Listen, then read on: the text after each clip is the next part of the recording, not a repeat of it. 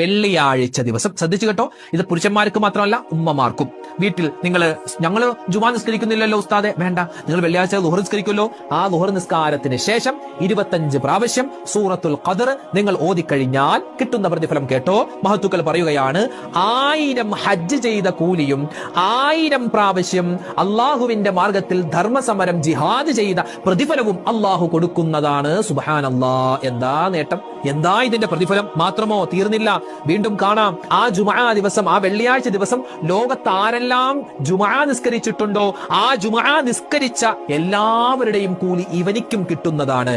ഇനിയോ അവൻ മരിച്ചു കഴിഞ്ഞാൽ ഖബറിൽ നിന്നും എഴുന്നേൽക്കുന്ന സമയം ഈ സൂറത്ത് ഓതിക്കൊണ്ട് അവൻ എഴുന്നേൽക്കും. മഹാനായ ഇസ്രാഫീൽ എന്ന മലക്ക് സൂറന്ന കാഹളത്തിൽ ഊതി മരണപ്പെട്ട എല്ലാവരും ഖബറിൽ നിന്നും പുറത്തേക്ക് മഹ്ശറയിലേക്ക് വരുമ്പോ ഇയാള് സൂറത്തുൽ ഖദർ ഇങ്ങനെ ഓതിക്കൊണ്ടായിരിക്കും അയാൾ മഹ്ശറയിലേക്ക് വിചാരണയ്ക്ക് വേണ്ടി പോവുക എന്ന് നമുക്ക് ഇതിന്റെ തഫ്സീറിൽ കാണാം.